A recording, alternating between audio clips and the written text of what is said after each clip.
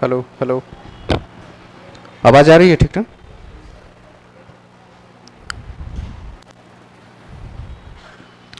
चलिए आज देख लीजिए विद्रोह को, ताकि इसको ख़त्म किया जाए।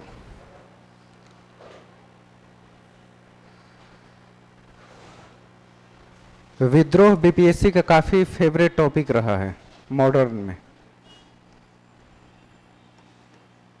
अगर विद्रोह क्लियर तो कम से कम एक क्वेश्चन जरूर क्लियर हो जाएगा। अधिकतम 2 पूछे जाते हैं, लेकिन एक क्वेश्चन से और रहेगा। 8 विद्रोह पढ़ेंगे तो एक क्वेश्चन बनेगा बस।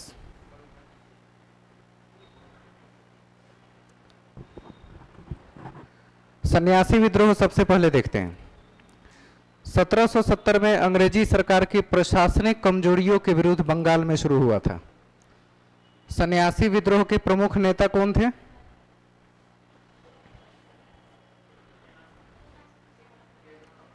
क्या नाम था?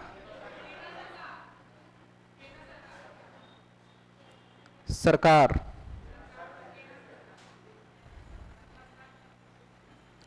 विद्रोह में सन्यासियों के अलावा जमींदार, कृषक और शिल्पकार ने भी भाग लिया था, इसलिए यह विद्रोह काफी सफल रहा। सन्यासियों का प्रमुख विद्रोह तीर्थ यात्रा पर लगाया जाने वाला एक तरह का प्रतिबंध था, इसलिए इसका नाम क्या रख दिया गया? इसको शुरू किया वहां के सन्यासियों ने, विद्रोह का ही नाम सन्यासी पर गया। बंकिम चंद्र चटर्जी के उपन्यास आनंद मठ में इस विद्रोह का उल्लेख मिलता है। सन्यासी विद्रोह का मिलान करने के लिए ज्यादातर आता है, तो प्लेस कहां से शुरू हुआ था वो, जैसे बंगाल से शुरू हुआ। ये मिलान वाला क्वेश्चन आजकल नाम पूछना छोड़ दिया, कौन किया। आजकल पूछ रहा है कि ये विद्रोह शुरू कहां हुआ था। ये एक नया ट्रेंड है। चुआरों का विद्रोह दूसरा है। चुआर तो पहले ही क्लियर होगा। 1768 में बंगाल के मिदनापुर जिले से शुरू हुआ, मतलब इसका भी प्रमुख केंद्र बंगाल रहा। इसका उद्देश्य था कि अकाल में जो लोग आर्थिक बदहाली से जूझ रहे थे, उन्होंने सरकार की उपेक्षा और भूमि कर की अदायगी को लेकर यह विद्रोह शुरू कर दिया था। कहा था कि हम टैक्स आपके लिए पूरी तरह पे नहीं कर पाएंगे। चुआर नामक आदिम जाति के सदस्यों ने शुरू किया था। यह एक जनजाति का ही नाम है जो उस क्षेत्र में रहते थे, चुआर जनजाति। चुआरों का विद्रोह चुआर जनजाति के अंतर्गत ही शामिल था, कोई नया नाम नहीं था इसमें। इसमें प्रमुख व्यक्ति कौन थे? दुर्जन सिंह। हो और मुंडा विद्रोह 1820 से 22 के बीच शुरू हुआ और 1831 तक चला।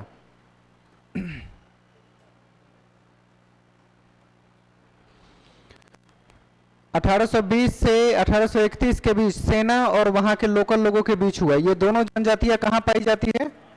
हो और मुंडा दोनों झारखंड के हैं। छोटा नागपुर और सिंहभूम जिले में जमींदारों के कुप्रशासन को लेकर यह विद्रोह शुरू हुआ था। इसके प्रमुख नेता कौन थे? बिरसा मुंडा। संथाल विद्रोह में 1856 में संथाल परगना जिले, यह भी कहां पड़ता है? परगना बंगाल में, यह भी बंगाल का ही हिस्सा है। 1856 में संथाल परगना जिले में शुरू हुआ। परगना जिला बंगाल में पड़ता है, 24 परगना नाम है। और अगर संथाल देखा जाए तो संथाल प्लेस कहां है? झारखंड में है संथाल। संथाल जनजाति झारखंड में ही पाई जाती है, कहीं और भी है। थोड़ा बहुत बिहार के हिस्से में है, ज्यादातर झारखंड में है। भूमिकर अधिकारियों के दुर्व्यवहार एवं साहूकारों और जमींदारों के अत्याचार के विरोध में यह शुरू हुआ था। कारण लिखने को तो नहीं पूछता है, लेकिन प्लेस कहां शुरू हुआ यह ज्यादा इंपॉर्टेंट है। और इसके प्रमुख नेता कौन थे? सिद्धू और कानू। अच्छा यहां लिखा है, सिद्धू और कानू प्रमुख नेता थे। इसके बाद अहोम का विद्रोह है एक। 1828 में अहोम असम में शुरू हुआ। वैसे ही अहोम जनजाति की वजह से असम का नाम आज के डेट में असोम रखा गया। असम का नाम धीरे धीरे क्या पड़ गया? असोम। अहोम जनजाति की वजह से ऐसा हुआ। इसके नेतृत्व में गोमधर कुंवर सबसे प्रमुख नेता थे जो इन्होंने इस पर काम किया। गोमधर। बर्मा युद्ध के समय कंपनी द्वारा यानी कि ईस्ट इंडिया कंपनी के द्वारा किए गए वायदों से मुकदमे और अहोम प्रदेश के कंपनी के अधिकार क्षेत्र में अधिगृहित के विरोध में हुआ। यानी अहोम जनजाति पर भी अंग्रेजों का अपना एक आधिपत्य स्थापित हो चुका था और उसकी वजह से वहां के लोग कंपनी के खिलाफ चले गए। असम के अहोम नामक कुलीन वर्ग के सदस्यों द्वारा शुरू किया गया। कुलीन वर्ग माने क्या होता है? कुलीन वर्ग माने क्या? वहां के पढ़े लिखे अच्छे समुदाय के लोगों को कुलीन वर्ग कहा जाता है। ये कुलीन वर्ग के लोगों के द्वारा ही शुरू किया गया। जनजातियों का विद्रोह सामान्य विद्रोह से ज्यादा सफल रहा जहां जहां भी हुआ। पागलपंथी विद्रोह के बारे में बात करें तो टीपू के नेतृत्व में सन 1825 में बंगाल के उत्तरी क्षेत्र में यह शुरू हुआ। अब ये टीपू सुल्तान नहीं है, इनका नाम सिंपल टीपू था। पागलपंथी विद्रोह की शुरुआत 1825 में और इसका केंद्र भी कहां रहा? बंगाल ही रहा।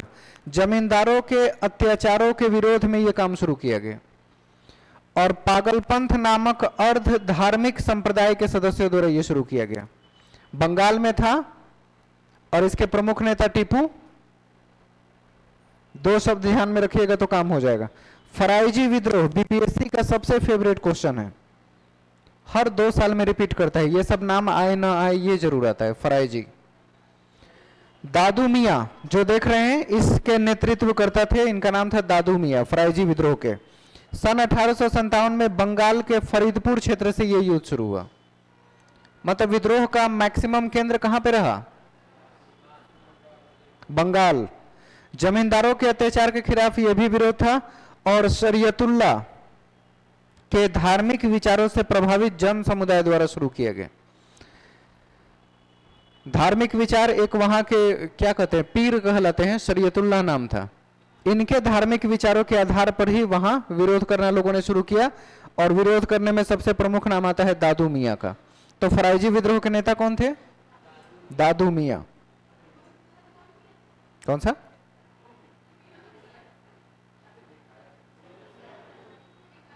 कोई और भी नाम है?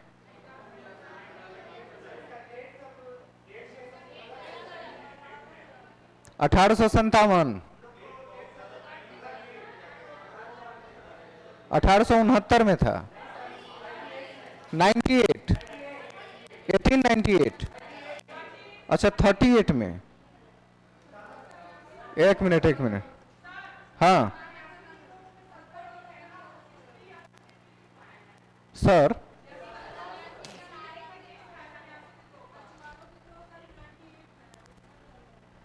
आप जो यहां देख रहे हैं वो एनसीईआरटी का डेट है, एक भी अलग से नहीं डाला हुआ है। विद्रोह की शुरुआत अलग है, विद्रोह करने वाले थे उसके आउटकम्स के डेट अलग है, तो हो सकता है वो किसी और चीज का डेट बताए हैं। 1880 बताए हैं।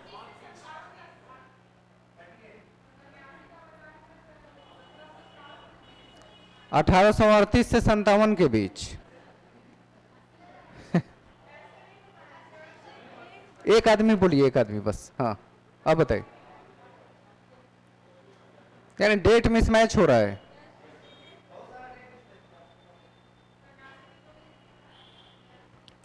वैसे आप सर्च करके देख लीजिए, आपको कंफर्म हो जाएगा। तो फिर क्योंकि हम लोग डेट देने से पहले, डेट जब भी देते हैं हम लोग 98% श्योर हो जाते हैं तब डेट देते हैं। 2% मेरे में भी हो सकता है कि कंटेंट की गड़बड़ी हो, लेकिन डेट हम लोग कंफर्म करते हैं एनसीईआरटी से, वहां गलत होने की संभावना ना के बराबर है।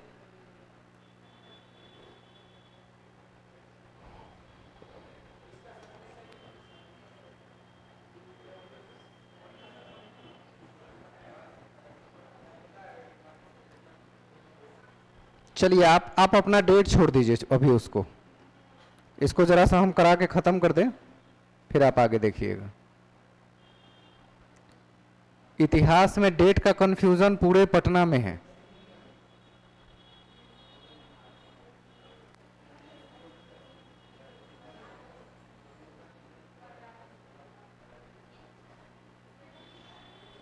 हम आगे बढ़ें। जो नोट्स सबसे बाद में हमने आपको दिया है, ये समझिए कि अगर वो 4 लाइन लिखा है तो उन 4 लाइन से प्रश्न बनते हैं तभी लिखा है, एक शब्द एक्स्ट्रा नहीं लिखा गया। बहुत सोच समझ के जिसकी जितनी जरूरत थी उतना ही पॉइंट लिखा गया। और ये एनसीईआरटी का एक्सट्रैक्ट है फराइजी विद्रोह का, बंगाल के फरीदपुर में।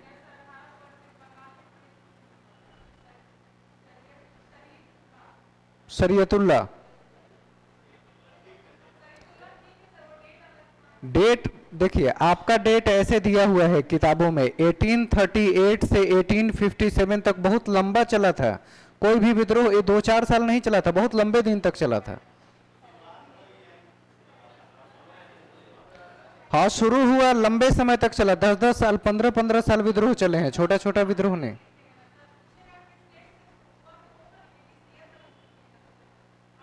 हाँ, शुरुआत तो अलग हो सकता है, बिल्कुल हो सकता है। क्योंकि 1857 डेट भी गलत नहीं है, क्योंकि वो दिया हुआ है कि उस समय विद्रोह को कुचला गया, चल रहा था, वो कुचला गया। तो इसको 2 पार्ट में मैं ही लिख देता हूं, यहां शुरू हुआ और यहां खत्म हुआ। इस पार्ट में आप लिख के समझ सकते हैं। अब क्लियर हो जाएगा। तो 1838 में तो शुरू हो ही चुका था, लेकिन उस समय उनका साथ देने वाला एक भी आदमी नहीं था। 4-5 साल के बाद धीरे धीरे लोग उनका सपोर्ट करना शुरू हुए। कब? जब उन्होंने धार्मिक विचारों से प्रभावित जन समुदाय को अपने साथ जोड़ा, तब ज्यादा से ज्यादा लोग आए उसमें। शुरू में कोई था ही नहीं, इसलिए शुरू के विद्रोह में शुरुआत में कोई चर्चा ही नहीं होती है, क्योंकि उस समय कोई बड़ा कांड ही नहीं हुआ था। वो तो 1855 के बाद थोड़े बड़े बड़े घटनाएं हुई, तब जाके ये विद्रोह का नाम भी आया। तो प्रमुख रूप से फराइजी विद्रोह की चर्चा पूरे इंडिया में 1857 में हुई, जब उसे दबा दिया गया। ये है, लेकिन शुरू बहुत पहले हो चुका था, 37-38 के आसपास ही, 38 सही डेट है वो। कच्छ के विद्रोह में देख रहे हैं 1819 से 31 तक, ये लंबे समय तक चला। और कच्छ और काठियावाड़ ये दोनों गुजरात में पड़ते हैं, काठियावाड़ क्षेत्र भी गुजरात में है। इन क्षेत्रों में यह शुरू हुआ। अंग्रेजों के द्वारा राजा भारमल को पदच्युत कर देने और उनके अल्पायु पुत्र को राजा बनाने के विरोध में शुरू हुआ। इसके नेता कौन थे कच्छ विद्रोह के?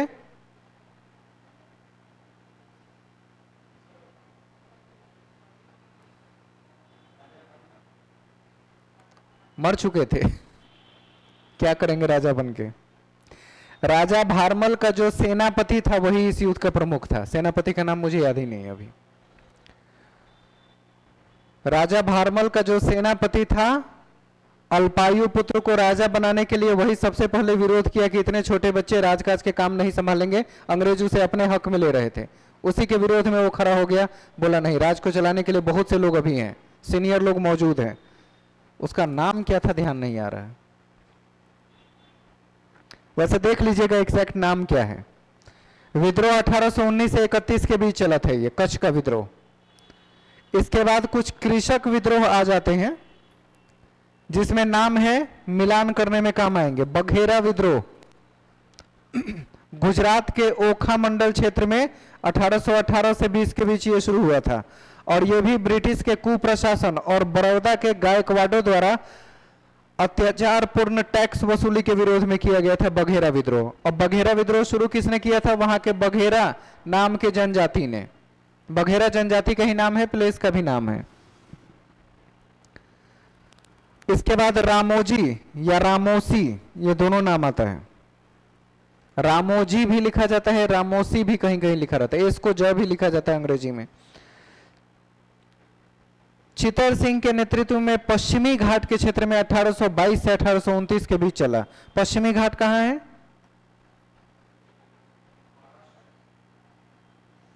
पश्चिमी घाट महाराष्ट्र में।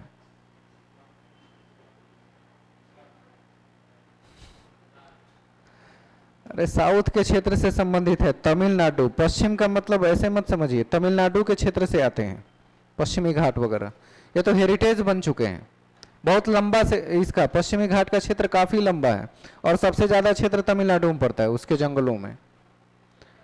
ब्रिटिश कुप्रशासन के विरोध में यह भी शुरू हुआ और रामोसी जाति के सदस्यों ने यह शुरू किया था। इसको रामोजी या रामोसी दोनों लिखा जाता है। और पश्चिमी घाट इसका मुख्य केंद्र रहा। इसके बाद है सूरत विद्रोह। सूरत विद्रोह में 1794 में कंपनी द्वारा नमक पर 50 पैसा कर आरोपित कर दिया गया। उस समय 50 पैसा का वैल्यू बहुत होता था। 50 पैसा मतलब 8 आना, और 16 आने में एक बोरा चावल मिलता था उस जमाने में। 50 केजी का जो बोरा होता है वो 16 आने में आता था। अब समझिए कि 8 आना सिर्फ उनको नमक पर टैक्स देना पड़े तो कितना महंगा लगता होगा उस समय। थोड़ा सा और मिला दिया जाए 8 आना और तो 16 आने हो जाएंगे, यानी 1 रुपए, पूरा एक बोरा चावल अवेलेबल था उस जमाने में। लेकिन उसके बाद नमक पर ही इतना टैक्स लगा दिया कि उसके लिए आदमी क्या करे। अब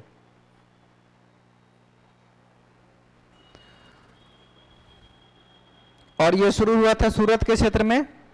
वहां नमक विद्रोह के लिए भी लोगों ने कानून अलग से बनाए थे। सूरत चूंकि एक समुद्र के किनारे है तो नमक बनाने के कानून के विरोध के लिए भी वहां लोग जमा हुए थे। इसके बाद गडकरी विद्रोह। गडकरी भी एक जनजाति का ही नाम है। कहां के?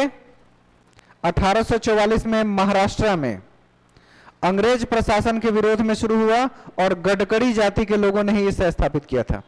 ये गडकरी कौन थे? सैनिकों का वो समूह जो किसी कारणवश ब्रिटिश सेना को छोड़ चुकी थी और सामान्य लोगों के साथ मिलकर युद्ध लड़ रहे थे। ब्रिटिश सेना को छोड़ चुके थे ये लोग, तो एक सैनिक वर्ग ही था। गडकरी का नाम तो आज भी जिंदा है। कोई गडकरी सुने हैं? कौन सा? नितिन गडकरी। इसी जनजातीय समुदाय के वो भी सदस्य रहे हैं। जो प्रमुख विद्रोह थे उसके नाम को थोड़ा सा ध्यान रखना होगा आपको। कांग्रेस आप पूरी तरह पढ़ चुके हैं, इसलिए इस बारे में चर्चा नहीं करेंगे।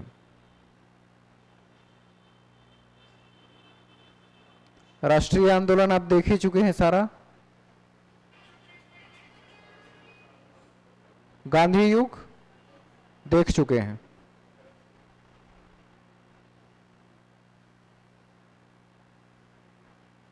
गांधी तो आपने काफी लंबे दिन तक पढ़ा था।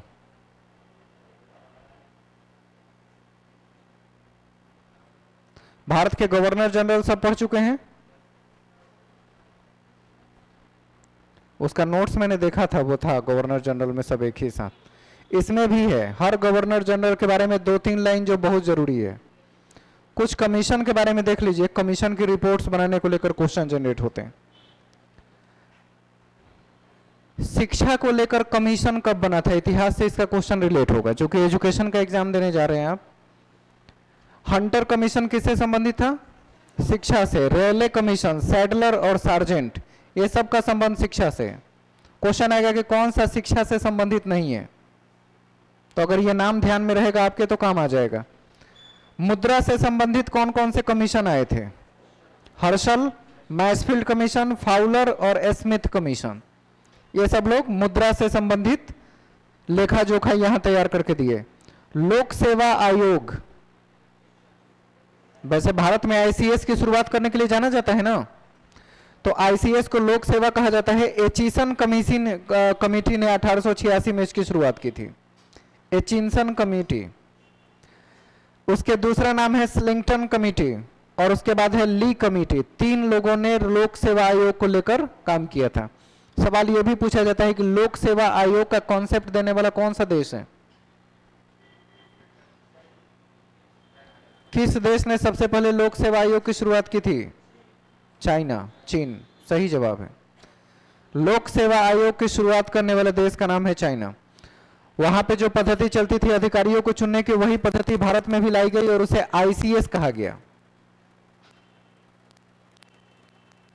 आईसीएस मतलब इंडियन सिविल सर्विसेज के नाम से जाना गया।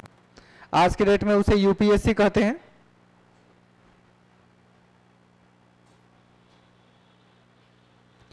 कुछ पत्र पत्रिकाएं हैं जिसके नाम आप देख चुके होंगे, कौन किसने पब्लिश करवाया था, देखे हैं ना? ये Bengal Gazette James Augustus Hicky ने करवाया। बंबई समाचार पत्र सबसे पहला जो छपा था वो बंगाल गजट ही था, लेकिन भाषा कौन सी थी? अंग्रेजी में पब्लिश हुई थी।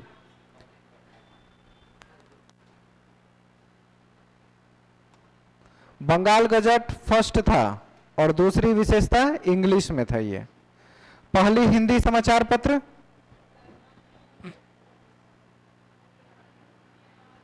सर्च लाइट, इसमें नाम है कहीं कि नहीं है? हाँ, सर्च लाइट। यहाँ पहली हिंदी पत्रिका जो पब्लिश हुई वो सर्च लाइट ही थी और बिहार की ही थी। ये दो बातें इसमें निकल के आती है। तो थोड़ा सा जो प्रमुख है उनके नाम मैं आपको क्लियर करते चलूं। बंगाल गजट इसमें इंपॉर्टेंट था। सोम प्रकाश, एक ये है सोम प्रकाश, आपके लिए जानना जरूरी है।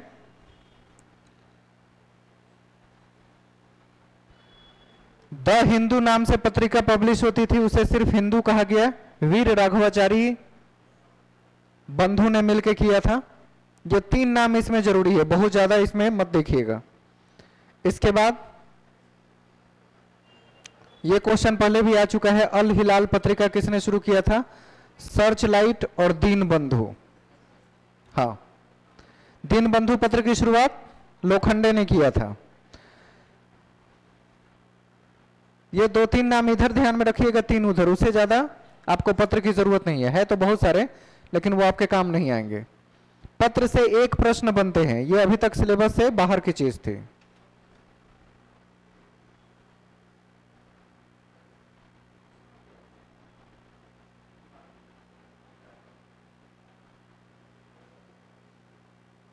ये सब तो बता चुके थे कौन कौन कब कब राजा बना था।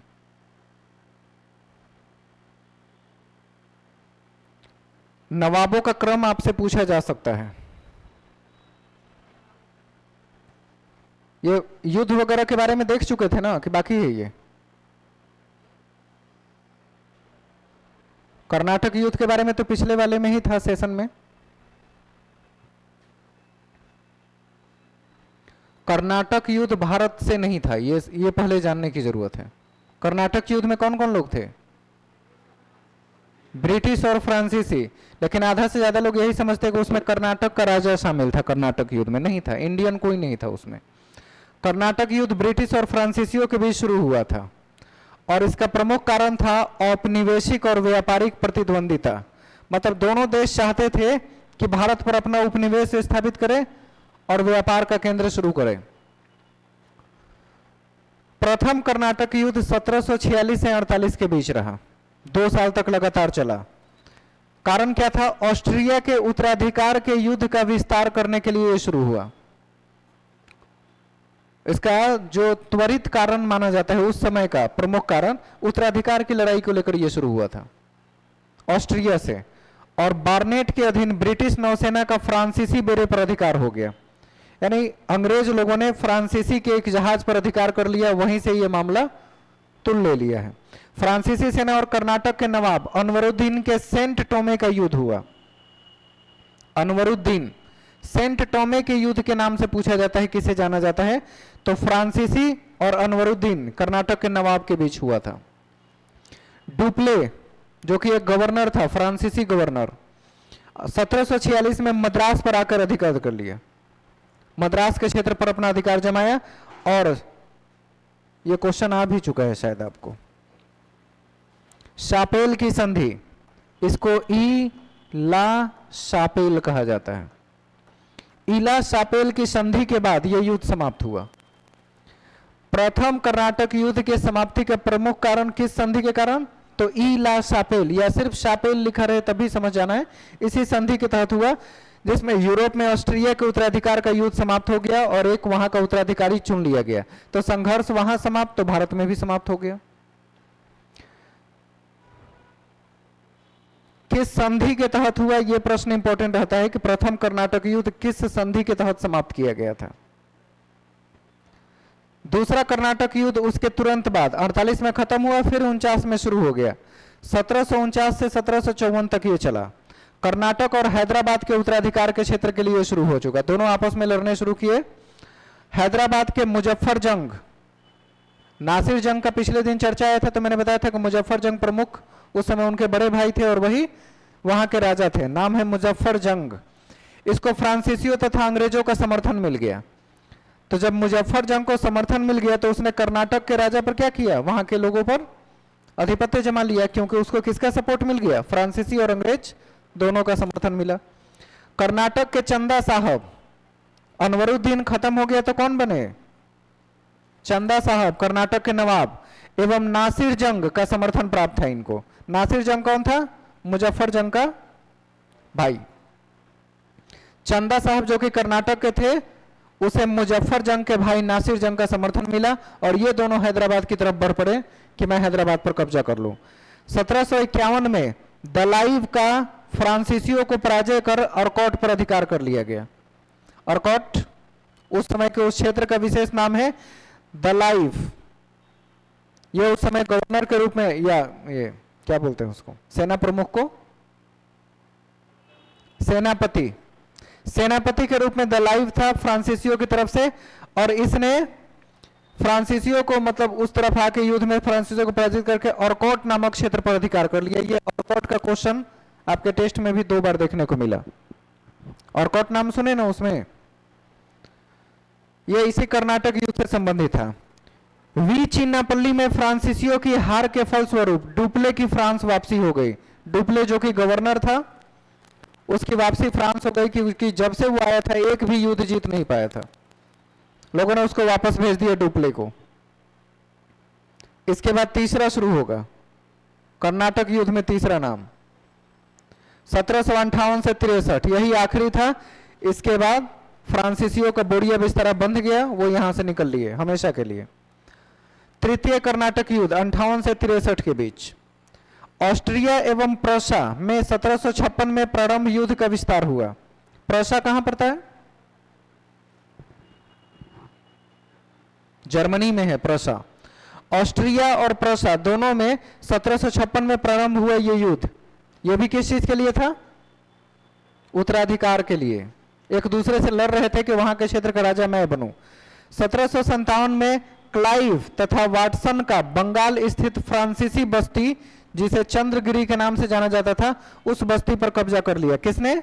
क्लाइव और वाटसन ने। फ्रांसीसी बस्ती जो कि वहां के नवाब चंदा साहब के निरीक्षण में था, उस पर कब्जा कर लिया गया। पेकॉक वो सेनापति का नाम था जो वहां से युद्ध करने आया था। पेकॉक के नेतृत्व में अंग्रेजी नौसेना ने फ्रांसीसी नौसेना को 3 युद्धों में पराजित किया। पेकॉक आए थे अंग्रेजों की तरफ से, इन्होंने फ्रांसीसियों को 3 बार हराया एक ही युद्ध में लगातार। और 1760 में वांडीवास के युद्ध में अंग्रेजों द्वारा फ्रांसीसियों की निर्णायक पराजय कर दिया और बोरिया बिस्तरा बंधवा दिया। यानी पूरी तरह से फ्रांसीसी भारत छोड़कर कब चले गए? 1760 में। लेकिन ये युद्ध किसी न किसी रूप में यहां के लोगों के साथ चलता रहा। इसके बाद बंगाल का क्षेत्र आ जाता है। 1756 में सिराजुद्दौला द्वारा कासिम बाजार की फैक्ट्री और कलकत्ता पर अधिकार कर लिया गया। मतलब सिराजुद्दौला कहां का नवाब बना? बंगाल का नवाब। कासिम बाजार पर कब्जा कर लिया और कलकत्ता पर भी।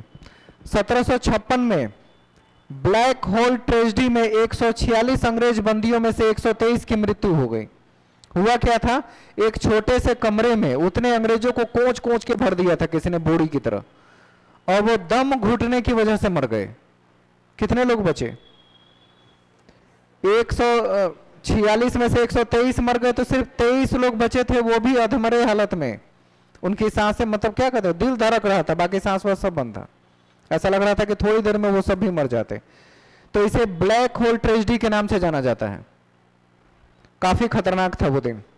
2 जनवरी 1757 को अंग्रेजों का कलकत्ता पर अधिकार हो गया।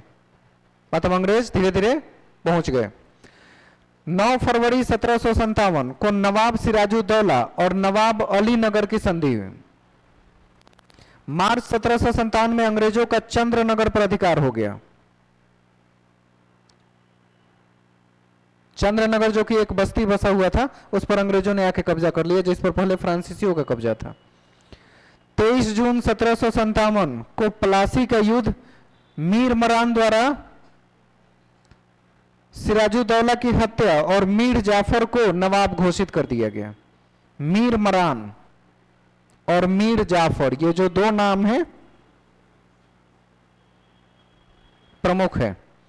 मीर मरान, पलासी के युद्ध में मीर मरान को आधा से ज्यादा सेना देकर भेजा था सिराजुद्दौला ने कि एक तरफ युद्ध को वो संभाले, एक तरफ हम संभाल रहे हैं।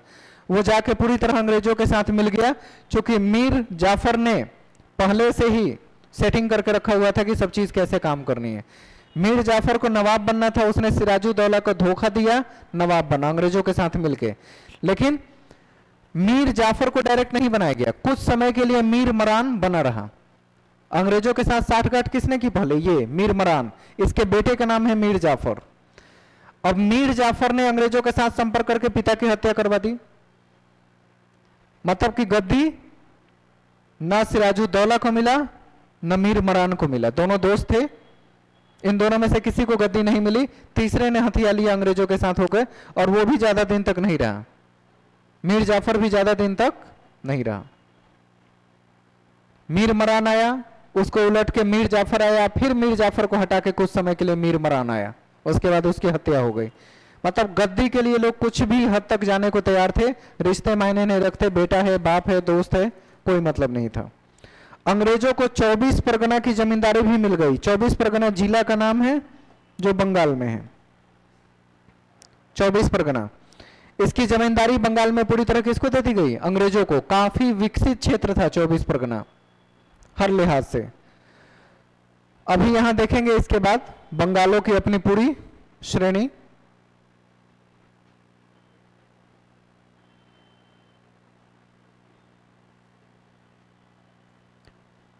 सबसे पहले जो बंगाल के नवाब बने उनका नाम मुर्शीद कुली खान, ये ऐसे लिख देते हैं, मुर्शीद कुली खान। 1717 से 1727 तक ये बंगाल के नवाब रहे। उसके बाद सुजाउद्दीन बने। सुजाउद्दीन अलग है, 1727 से 1739 तक। सरफराज खान 39 से 40, एक साल। अलीवर्दी खान 1740 से 56। कहा जाता है सबसे लंबे समय तक यही नवाब रहे। नवाबों में कार्यकाल भी अगर पूछा जाए कि सबसे लंबे समय तक कौन नवाब रहा, तो अलीवर्दी खान। इसके बाद आ गए सिराजुद्दौला, अलीवर्दी खान के बाद 56 से 57, बस बने और खत्म कहानी। पलासी का युद्ध हुआ और उसमें हार गए। इसके बाद मीर जाफर, फिर मीर कासिम, फिर से मीर जाफर आ गए। ये सिलसिला चलता रहा। फिर उसके बाद निजामुद्दौला, सैफुद्दौला,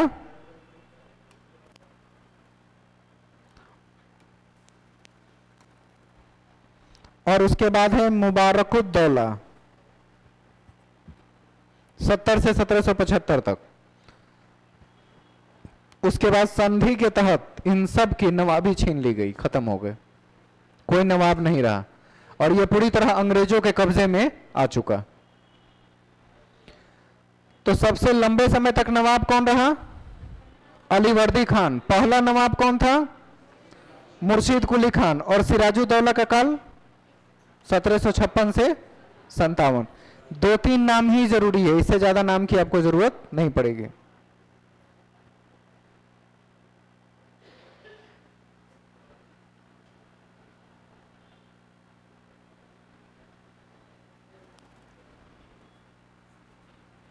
मीर कासिम द्वारा अंग्रेजों को मिदनापुर, बर्दवान और चटगांव, इन सब की जमींदारी ईस्ट इंडिया कंपनी को सौंप दी गई, क्योंकि जब जब ये हारे अपना सब कुछ दूसरे को दे दिए।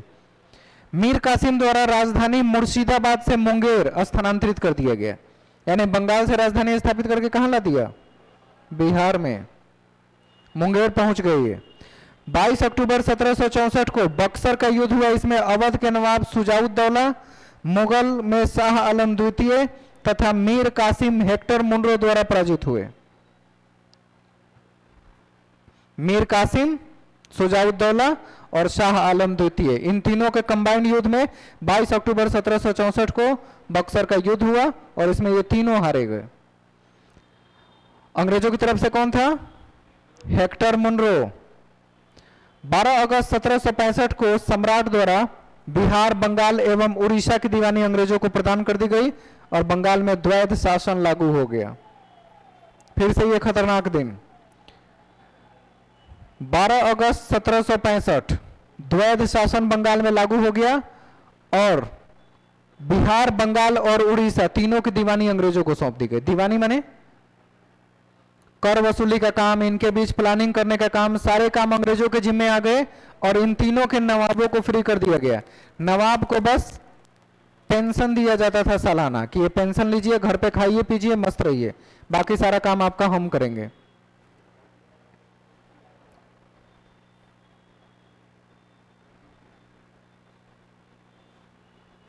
बंगाल के बाद कुछ नहीं ना था।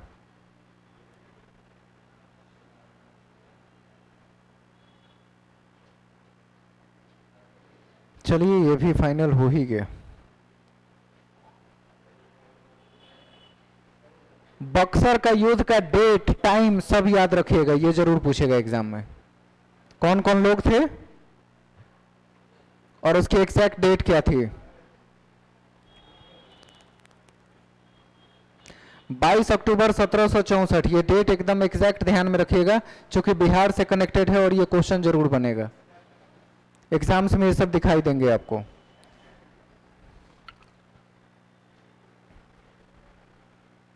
कुछ बातें और है जो आपको क्लियर कर दें एग्जाम्स को लेकर।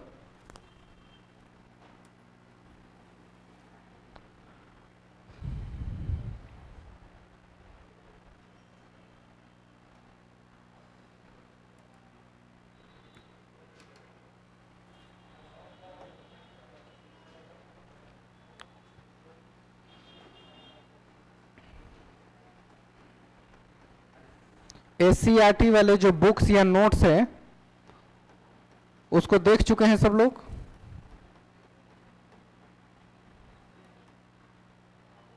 एससीईआरटी वाला बुक या नोट्स देख चुके हैं कि अभी भी बाकी है, किसी का छूटा भी है। अगर एससीईआरटी बुक या नोट्स आप लोग नहीं देखेंगे तो 25 क्वेश्चन जो डायरेक्ट इसी से होगा मिस कर जाएंगे। एकदम किताब के सीधे सीधे लाइन से 25 क्वेश्चन होंगे। हिस्ट्री, ज्योग्राफी, पॉलिटी और बाकी जो टर्म्स हैं, इकोनॉमिक्स है, ईवीएस के टर्म्स हैं, वो सब। क्लास चौथी पांचवी का ईवीएस का भी किताब देखिएगा तो उसमें लगेगा सिर्फ बिहार की ही चर्चा है, बिहार के नदी झरना यही सब की पूरी चर्चा है और कुछ एक्स्ट्रा नहीं दिया हुआ है। उससे टोटल किताब मिला के 25 क्वेश्चन आने की उम्मीद है। ये कल की खबर है।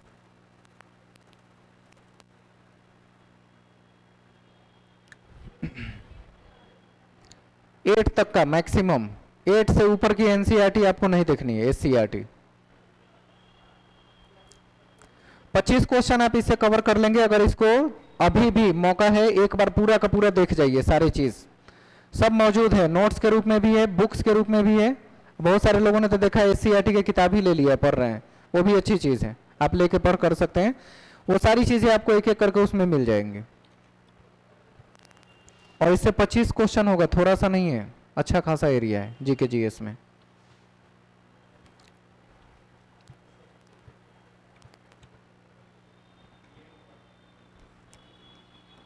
आपके क्वेश्चन का लेवल एकदम मॉडरेट रहेगा। मॉडरेट रहने का मतलब कट ऑफ 70 से 80 के बीच होगा। क्वेश्चन का लेवल बहुत डाउन रहेगा, बहुत के मतलब बहुत से लोग सारे क्वेश्चन बना देंगे। क्वेश्चन का लेवल टफ नहीं होने जा रहा है, कल कंफर्म कर दिया गया, क्वेश्चन का लेवल टफ नहीं होगा। जो बीपीएससी के लेवल का क्वेश्चन देख रहे हैं वो काम नहीं आएगा। जितने आसान प्रश्न देख सकते हैं उतने आसान देखिए। हम कल भी बताए कि हम लोग जो 20 नंबर 25 नंबर आपका छूटेगा उसका टेस्ट बना रहे हैं, 60 नंबर लाएंगे उसका टेस्ट नहीं बना रहे हैं। कल भी इसी बारे में बता रहे थे ना कि आसान पेपर करके नंबर नहीं उठवा रहे हैं, कौन सा क्वेश्चन आपसे छूट जाएगा वो सब क्वेश्चन लेके दे रहे हैं।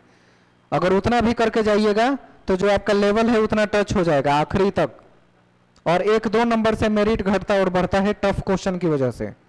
मेरिट कभी भी आसान क्वेश्चन नहीं बनाते हैं, मेरिट डिसाइड होता है टफ क्वेश्चन के आंसर से। जो कोई नहीं कर पा रहा है उससे मेरिट बनता है, उससे कट ऑफ पार होता है। उसकी आदत रहेगी देखने को तो बहुत अच्छा रहेगा, नहीं तो एकदम से पहले दिन मिला ना,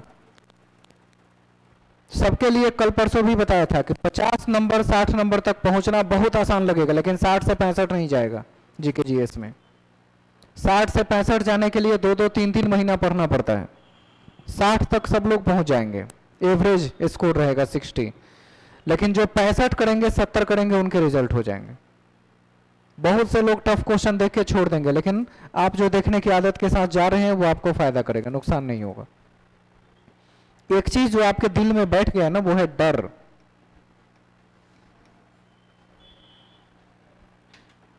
इसे कहा जाता है फियर ऑफ फेलियर, असफलता का भय। आधा तो दिमाग यही डिस्टर्ब करके रखा है, ना पढ़ने दे रहा है ना सोने दे रहा है। Fear of failure. जब आपको पता ही नहीं कि आज तक ऐसा कोई एग्जाम ही नहीं हुआ है तो उसके लिए इतना चिंता क्यों? कोई भी एग्जाम जब फर्स्ट टाइम होता है आसान होता है, पहली बार जब हुई होगा आसान होगा। इस बात को सुनने को कोई तैयार ही नहीं, हम बोल बोल के थक गए हैं। आसान होगा आपकी परीक्षा। 80 नंबर के जीके जीएस में आपका 60 नंबर पहुंचना बहुत आसान लगेगा। 50-60 लगभग सब लोग एवरेज पहुंच जाएंगे, लेकिन 60 से बढ़ना वो आपकी नॉलेज की जांच कर देगा कि अब तक क्या पढ़े हैं। 60 से ऊपर वही लोग बढ़ पाएंगे जिन्होंने तैयारी की है, मेहनत अलग से किया है, बहुत सारी चीजों को पढ़ा है। 120 में नहीं, अभी सिर्फ 80 में बात कर रहे हैं। बाकी तो मैथ्स, रीजनिंग और करंट अफेयर सब अलग है। 3 सेक्शन मिला के उधर 30-40 नंबर एक्स्ट्रा हो सकते हैं। 80 नंबर में 60 नंबर इधर से आपका स्कोर सिक्योर हो जाएगा। क्वेश्चन बहुत आसान दिखेंगे। 20 से 25 क्वेश्चन ऐसा दिखेगा जो कभी सुना नहीं होगा, मतलब देखा नहीं होगा, बहुत से लोगों को नया लगेगा। लेकिन उन क्वेश्चन को देखने की आदत में रहेगा तो कभी ना कभी सुना जैसा भी प्रतीत हुआ तो आंसर हो जाएगा। उस पर फोकस कीजिए। जहां तक सब पहुंच सकते हैं वहां आप भी पहुंच जाइएगा, लेकिन उससे मेरिट नहीं बनेगा। और वैसे भी आप लोगों की मैथ तो ऊपर वाले के ही भरोसे है। आधे लोग बना पाएंगे, आधे लोग नहीं बना पाएंगे। आपका जो सेक्शन मजबूत है, जिसमें अच्छा कर सकते हैं, उसको और मजबूत कर लीजिए, बस यही कहना है। अगर आप जीके जीएस में अच्छा याद कर पाते हैं, समझ पाते हैं, तो जीके जीएस के 80 क्वेश्चन पर ही फोकस कर दीजिए। रीजनिंग के 20 क्वेश्चन पे, इन सब पे फोकस रखिए, यही आपका रिजल्ट दे देगा। मैथ पर अब से समय दीजिएगा कि वापस से नया सीखे तो कुछ नहीं कर पाइएगा, सच्चाई यही है। अभी नए चीज पर बहुत ज्यादा दिमाग और समय मत दीजिए। जो हमारे पास है उसके रिवीजन पे फोकस कीजिए, वो स्कोर करा देगा। और यही आखिरी मशवरा रहेगा कि इसी पर आप काम कीजिए। एनसीईआरटी बुक्स या नोट्स जो भी आपके पास है उसके रिवीजन कर लीजिए। 25 क्वेश्चन होंगे वहां से, लेकिन बाकी सब वो क्वेश्चन होंगे जो अब तक आपने डिटेल्स में पढ़ा और समझा है। जो मॉडर्न हिस्ट्री मैंने आपको दिया है इधर 80 पेज, इससे क्वेश्चन आपको डायरेक्ट मिलेगा, डायरेक्ट सेम टू सेम मिल सकता है लाइन। बहुत सारे क्वेश्चन अगर मॉडर्न से आया तो वो सब क्वेश्चन हो जाएगा। बिहार स्पेशल आप देख ही लिए, पढ़ ही लिए। अभी क्या चल रहा है? इकोनॉमिक्स। आज इकोनॉमिक्स हुआ है, बेसिक्स चल रहा है ना। इकोनॉमिक्स से 2 क्वेश्चन आने की उम्मीद है, बस इससे ज्यादा नहीं आएंगे। वो भी रेयर है, 2 आ भी गया तो भी ठीक हो सकता है वो भी ना आए, क्योंकि इकोनॉमिक्स की चर्चा कहीं सिलेबस में एक बार भी नहीं किया है। लेकिन हम लोग ये मान के चल रहे हैं कि 1-2 आ सकता है, क्या पता आए तो वो भी बन जाए। सेक्शन कोई छोड़ना नहीं है, जरूरी सब है।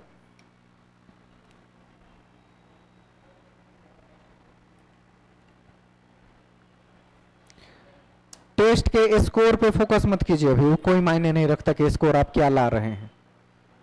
वैसे भी सर में दर्द हो जा रहा है लोगों को स्कोर देख देख के, मत देखिए।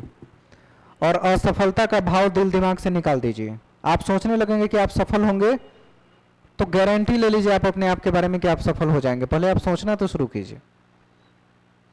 क्वेश्चन आपको इतना बुरा भी एग्जाम हॉल में जाके नहीं दिखेगा, समझ वाले प्रश्न मिलेंगे, आप स्कोर कर सकते हैं। बस ये देखिएगा कि नहीं आता है तो छोड़ दीजिए, नहीं आता है छोड़ दीजिएगा। 120 में अगर आप 70-75 भी बना पाते हैं सब मिला के तो भी बहुत है उतना। गर्ल्स के लिए स्पेशल निर्देश है, 50% स्कोर एनफ स्कोरिंग है, सिर्फ 50%। 60 नंबर लड़की ला दिए तो वो निकल जाएंगे, सीट उनके लिए रिजर्व है। और लड़कों का स्कोर 70 के आसपास रहेगा, 70+। कैटेगरी का बहुत फायदा मिलेगा। जो लोग जिस कैटेगरी में 5-5 नंबर का डिफरेंस आएगा कैटेगरी पर। अगर 70 पे सिलेक्शन होगा जनरल का तो 65 पे बीसी का सिलेक्शन आ जाएगा। तो आप अभी भी रिवीजन पे फोकस कीजिए। रिजल्ट आपका हो जाएगा, उसके लिए बहुत चिंता मत कीजिए। पेपर दे के आइएगा, उसके बाद हम लोग उस पर बात करेंगे।